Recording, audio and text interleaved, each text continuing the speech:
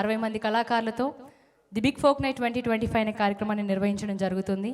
దీని ఇనిషియేటివ్ తీసుకున్నందుకు బిగ్ టీవీకి మనం అందరం కళాకారులు ఒకసారి గట్టిగా చప్పట్లు కొట్టాలి. ఇంతమందిని ఒక వేదిక మీదకి తీసుకొచ్చినందుకు thank you so much for the biggest initiative. ఇది చిన్న ఇనిషియేటివ్ అయితే కాదు నాకు తెలిసి.